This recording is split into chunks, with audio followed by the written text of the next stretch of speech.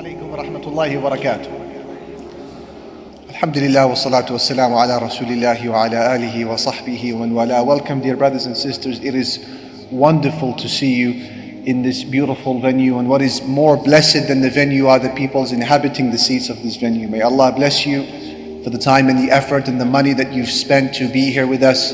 We are very grateful, and we ask Allah Jalla Jalaluhu, the Most High, to be shakir, grateful to our individual efforts. Allahumma ameen. There are two types of prisoners in the life of this world.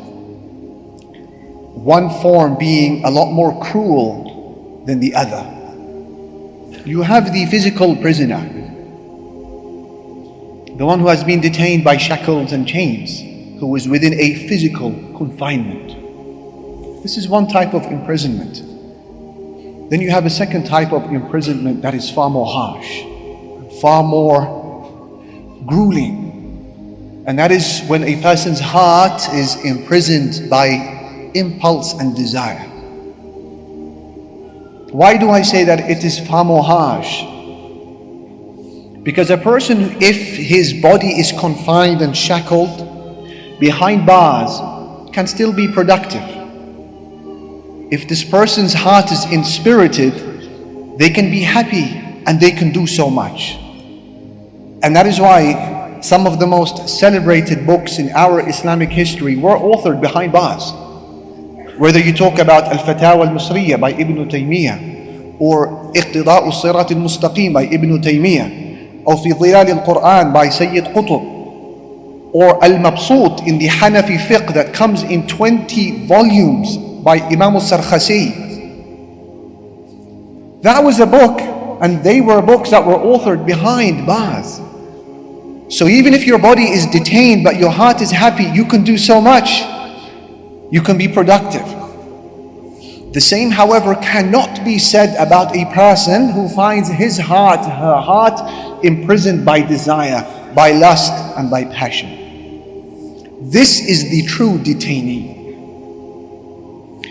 And that is why Imam Ibn Taymiyyah, a man who experienced the prison life misery and died in a prison as well, he would say, المحبوس من حبس قلبه عن ذكر ربه والمأسور من أسره هواه. The one who is truly imprisoned, the true prisoner, he said, is the one who has been imprisoned from the remembrance of Allah. And the true detainee is the one who has been detained by desire. La ilaha illallah. And when you speak to this individual and you ask them, how is it that your diet has changed? Why are you so absent-minded? Why is it that we look at you but you're not quite there? Why have your sleeping patterns been disrupted? Why are you always so erratic and so irritable? The answer is always, I think I'm in love. But is this the outcome of what love should bring to a person? When you say love in English, in Arabic it is mahabba, and the word mahabba usually has positive connotations attached to it. Mahabba, love, is supposed to bring you happiness and joy. It's supposed to encourage you, push you forward in life. It's supposed to help regulate your sleep and improve your diet.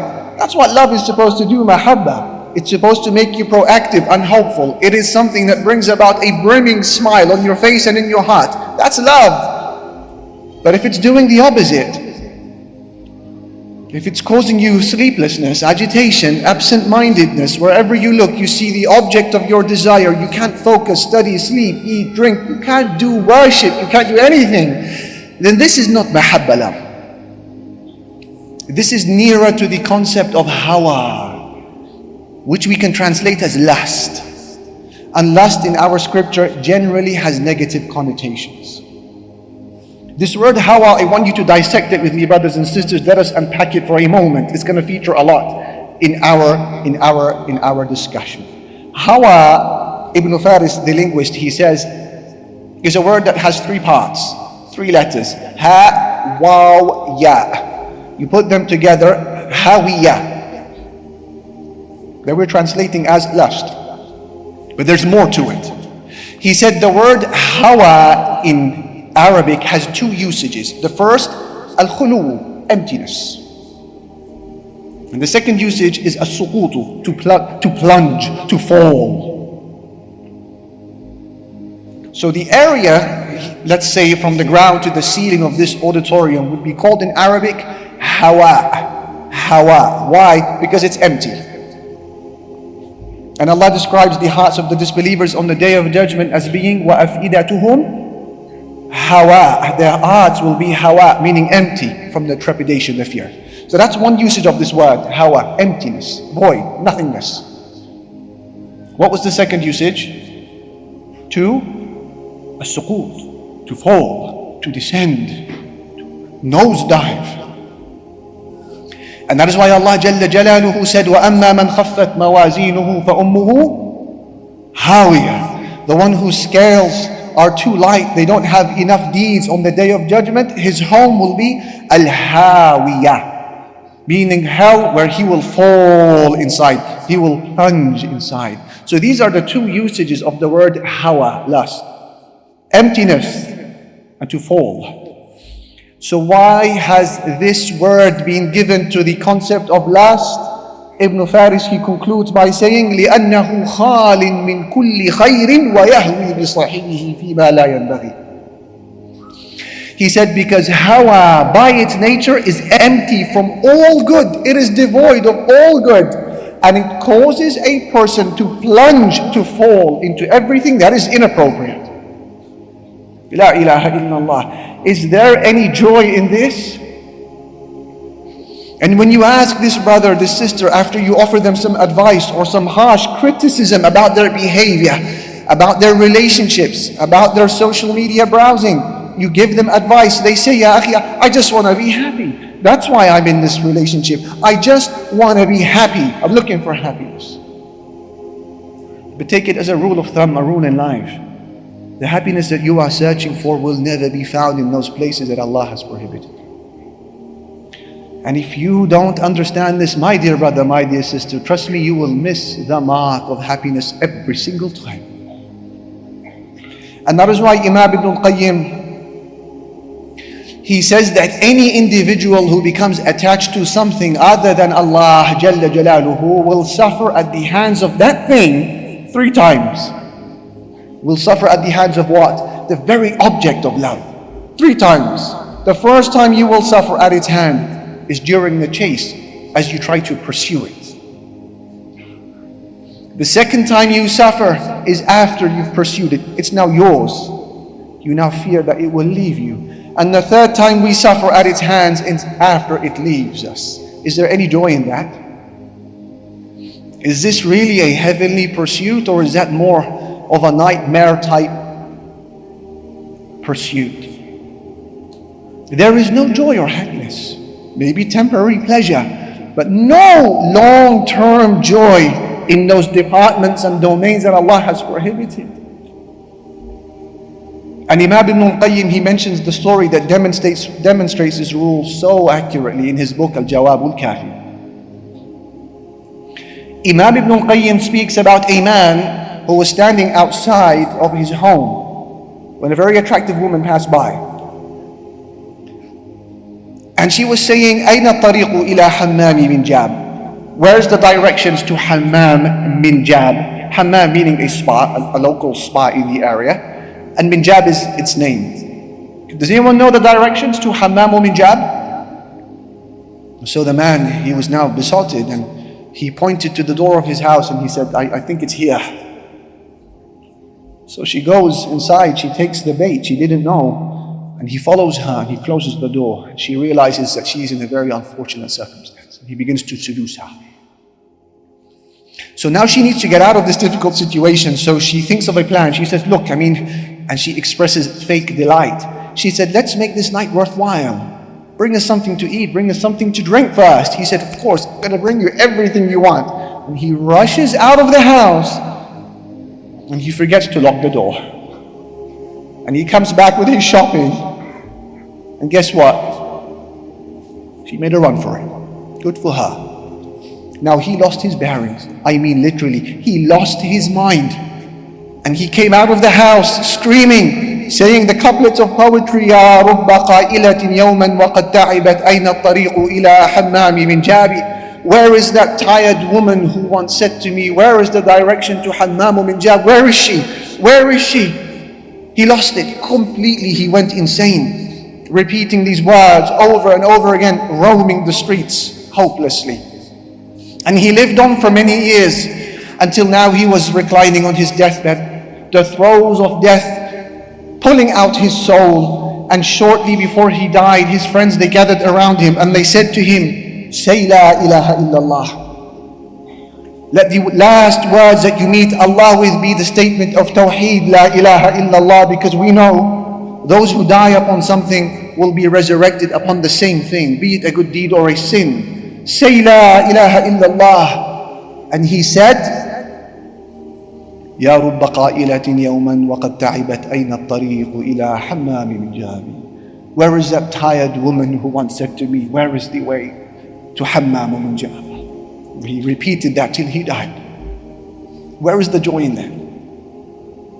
Is that a heavenly pursuit or more of a nightmare that we should avoid? Brothers and sisters, I ask you gently, which of the two is happier? You tell me from a logic perspective, not even a scriptural perspective. Who is happier? Is it individual A or couple A who pursue a relationship outside of wedlock, outside of marriage, under the guise of night? Apparently no one can see them. To spend a short-lived moment of pleasure in the haram, in the prohibited, to be consumed by guilt and pain thereafter, because they know Allah Almighty said, وَلَا تَقْرَبُوا الزِّنَا, don't go near fornication, إِنَّهُ كَانَ فَاحِشًا, it is an abomination, وَسَاءَ سَبِيلًا, and a very evil path to follow. And they know that the Prophet Muhammad sallallahu alayhi wasallam had seen the fornicators in their graves before the day of judgment, burning within furnaces of fire.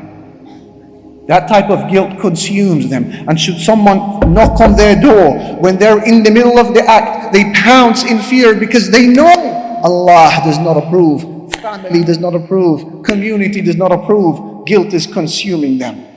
Then should she become pregnant, the pain and regret is compounded. And then should they choose to abort that child, the pain is compounded. Is this happiness?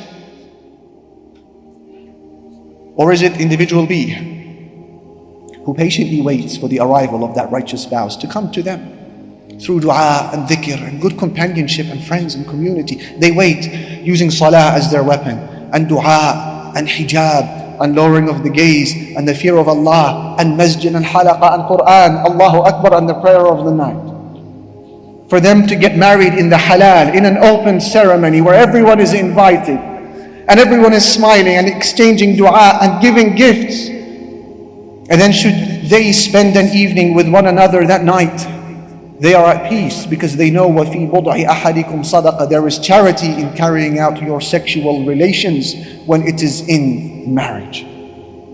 They're being rewarded. And should someone knock on their door when they are in the middle of that act, they are unfazed. Why should they be fazed? We open the door, we don't open the door because Allah approves of us, and our community approves of us, and family approve of us. Who are we to fear? La ilaha illallah. And then should she become pregnant because of that union, the happiness is compounded. And should she deliver the child, there is a aqiqah, a feast, gifts, happiness, a meal, dua, an extension to your heritage, a righteous boy or girl. The happiness is compounded. Who is happier? They've sold us a lie when they told us that happiness can be found in the prohibited. La ilaha illallah. لا يستوي الخبيث والطيب. Allah said, وَلَوْ أَعْجَبَكَ كَثْرَةُ الْخَبِيثِ. The filthy and the pure, they are not equal, even though you may be impressed by the quantity of the evil. فَاتَّقُوا اللَّهِ. So be conscious of Allah. يَا أُولِي الْأَلْبَابِ. O people of intellect. لَعَلَّكُمْ تُفْلِحُونَ. So that you may be successful. Refuse the fate of falling prey to every temptation that comes your way, my brother, my sister. Don't be that person. Don't condemn yourself to failure every time a test presents itself to you. Whether it's an image you see, a video that you cross paths with, a DM that appears in your messages, or a smile that you see on the canteen, or a second glance that is given to you in a convention like this. Don't condemn yourself to failure. Every time a fitna presents itself to you, you are above that and you are more than that. And I share with you two case studies, a man and a woman who did this so well, mashallah. As for the case study of the man, he is the Prophet of Allah, Yusuf alayhi salatu wasalam. And you know his story and how it ended. Who found himself in a room with a very ill-intentioned woman. And she closes the door and she invites him to herself. Allah said, وَرَاوَدَتْهُ الَّتِي هُوَ فِي بَيْتِهَا عَنْ نَفْسِهِ. The woman in whose house he was in, she seduced him. وَغَلَّقَتِ الْأَبْوَابَ. And she fastened shut the doors. وَقَالَتْ هَيْتَ لَكَ. And she said to him, come to me. Pause here for a moment. I know you've heard this much. This is not your average fitna. And Yusuf is not your average man, and this is not your average woman. This is a fierce crossroad in the life of Yusuf alayhi salam. Let me explain. Have you thought about the sheer number of factors that would have made the sin possible if Yusuf wanted it to be? Count with me. Yusuf was a handsome man, one of the most beautiful of Allah's creation. He's not an average Tom, Dick and Harry. Yusuf alayhi salatu wasalam was single. He wasn't married, so he had no other way to channel his desire. Yusuf alayhi salatu wasalam was a traveler. He was a visitor to Egypt, not a resident. And people shame when they are residents. It's more than when they are travelers. Yusuf alayhi salatu wasalam was a slave. He wasn't a free man. So he could have argued a case to respond to the call of his master. And then the woman, number 5, she was a beautiful woman. Number 6, a high-ranking woman who could have covered up the crime. Number 7, she closed the doors herself. She fastened them shut. Nobody was going to see what was about to happen. Number 8, she was the one who was making the advance. He had no fear of rejection. Number 9, she threatens him with prison if he does not respond. Is this your average fitna? Is this your average text message from your ex who says to you, honey, I miss you, it'd be nice for us to link up? No, this is on a different level. The fitna was literally laid bare in front of Yusuf from those 9 or 10 perspectives. And despite all of these things combined, he said, Ma'ad Allah. Allah forbid. Innahu Rabbi ahsana mathwai. My Lord has been so kind to me. Innahu la yuflihu dhalimun. Allah never gives success to the wrongdoers. La ilaha illallah. And as for the case study of the woman I promised to share with you, Al-Bayhaqi narrates in his Shu'ab al-Iman that there was an Arab Bedouin woman who found herself in the unfortunate circumstance of being alone with another Arab Bedouin man. And so he began to seduce her. She said to him, because she is righteous, she said to him, Wayhak, woe to you, Ama laka zajirun min karam, ama laka nahin min deen. Where is your religion, man? Where is your honor and your chivalry? How dare you, she said to him. That is the response of a chaste woman. And then he says to her flirtingly, Wallahi la yarana illa al-kawakib. Why are you panicking? No one can see us but the planets. No one can see us but the planets. And then she delivered the thunderbolt of a message. She said to him, فَأَيْنَ مُكَوْكِبُهَا. Then where is the one who placed those planets there? You say to me, nobody can see us but the planets. What about the Lord, Allah, who placed those planets there? What do these examples have in common? Both Yusuf alayhi salam and this woman, they saw Allah Almighty before their very eyes, figuratively speaking, and they imagined the standing before their Lord on the day of judgment, and so they withdrew, they refrained. And Allah praises these individuals, and He says about them, وَأَمَّا مَنْ خَافَ مَقَامَ رَبِّهِ. As for the one who fears the standing before his Lord, وَنَهَى النَّفْسَ عَنِ الْهَوَى, and restrains his soul from the impermissible desire, the hawa. Did you hear it? فَإِنَّ الْجَنَّةَ هِيَ الْمَأْوَى. Good news, paradise will be the home. Who is this person? Our scholars have described him and her. Ibrahim al-Nakhai and Mujahid and others have said, هُوَ الرَّجُلُ يهم بالمعصية فيذكر مقامه بين يدي الله تعالى فيتركها خوفا من الله. It's in reference to a person who was on the verge of disobeying Allah and then remembers his standing before his Lord, and so they walk away from that sin out of fear of Allah. Lastly,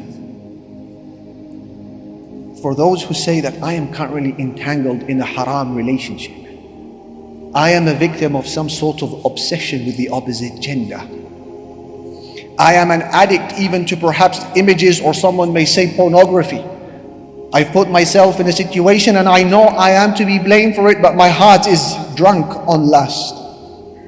What do I do to free myself and to rediscover Allah and the world and the afterlife? I suggest for you and for me, dear brother, dear sister, a medicine that is made up of 7 components. It is 100% recovery rate. For those who are sincere and for those who are persistent in applying these 7 components. Take note of them, use your phones if you need to. The first component of this medicine to bring yourself out of desire and into the expanse of Islam and Iman, the first component is the lowering of the gaze. Nothing comes before this. كل الحوادث مبدأها من النظر ومعظم النار من مستصغر الشرر. Ibn al-Qayyim, he says, every calamity begins with the glance, and most wildfires begin with a spark. La ilaha illallah. One who complains of being chastised by lust and desire, but insists on not changing the habits when it comes to gaze, is like a person who is complaining of a draft and he's refusing to close the door. It's not going to change. It begins here, closing this huge gate to your heart called the eyes. That is where it begins. And you will say to me, it's tough. I'll say to you, I know. But Imam Ibn al-Qayyim, he says, الصبر على غض البصر أيسر من الصبر على ما بعده. The patience needed to lower the gaze is less than the patience needed for the consequences that follow if you don't follow your gaze, if you don't lower your gaze. The consequences, or the pain that is needed, the patience that is needed to lower your gaze is less than the patience that is required towards the consequences that follow if you don't lower your gaze. That's number 1. Component number 2 of this medicine, marriage. If it is, religiously speaking, and from a family perspective speaking, feasible for you to marry this individual whom you are communicating with, and things add up, then marriage should be the immediate go-to. The Prophet sallallahu alaihi wasallam said, "Lam yura lil mutahabbin mithlu nikah." There is nothing like marriage for 2 who love one another. There is nothing, he said, like marriage for 2 who love one another. How is it that the very same fire that destroys nations and burns up livelihoods and kills people is the same fire that happens to heat up our buildings and cooks our food? How come? Well, because the first fire that destroys people was an untamed fire, unrestricted fire, uncontrolled, unchanneled, unguided, and so it killed and destroyed.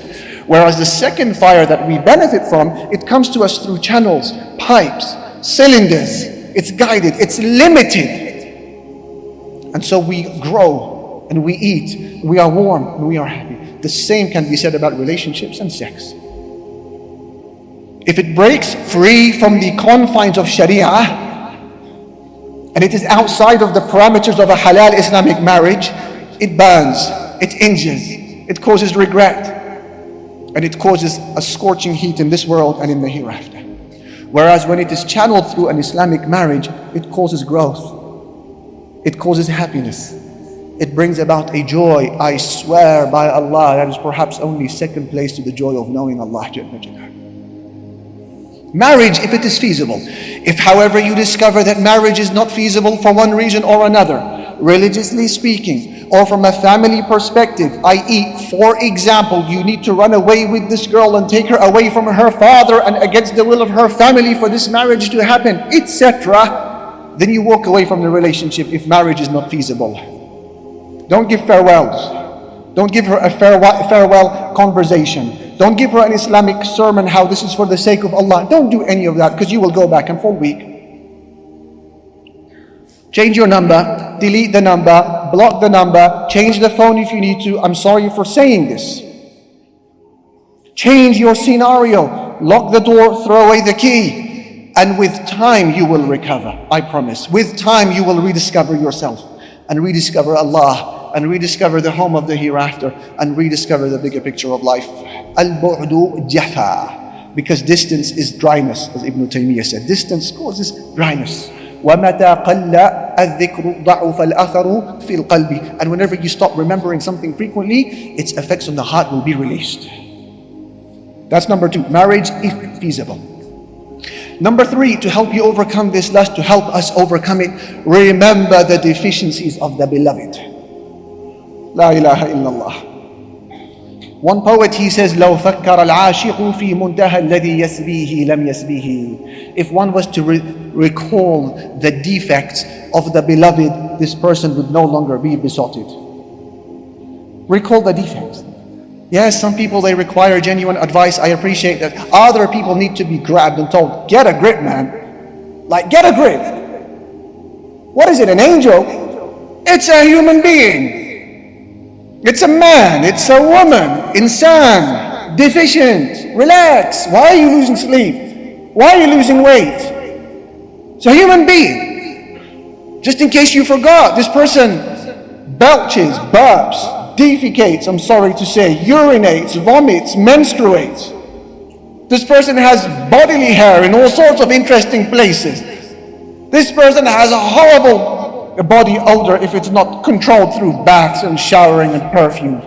This person has all sorts of disgusting habits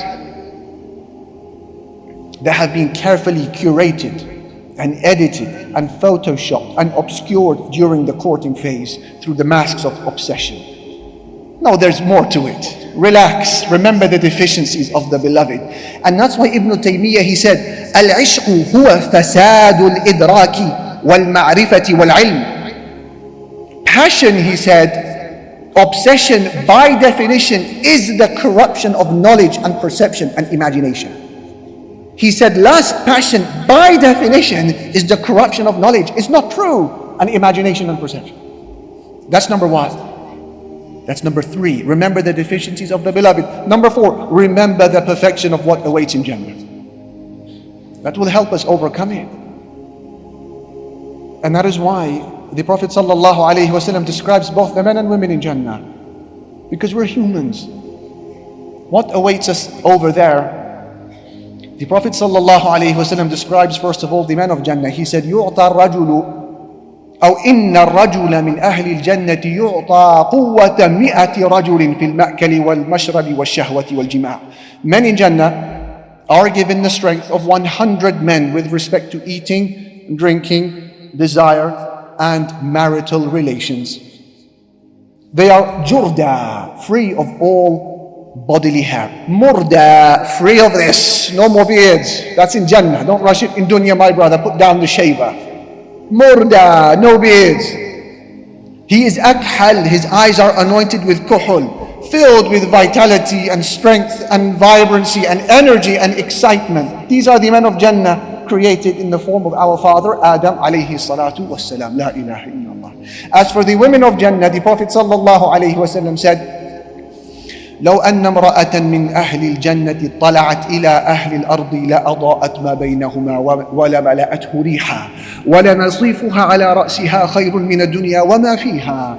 If a woman from paradise was to overlook into the people of this world, the beauty of her face would illuminate everything between the heavens and the earth, and she would fill it with her beautiful scent. That's a glance. And then he said the garment that she wears on her head for beauty is better than the world and everything within it. If that is the garment on her head, then what about the beauty and the splendor and perfection of the individual beneath it? Remember the perfection of what awaits in Jannah. Number 4. Number 5 of this medicine. Realize that Allah Jalla Jalaluhu will not leave you empty-handed when you make the decision to walk away.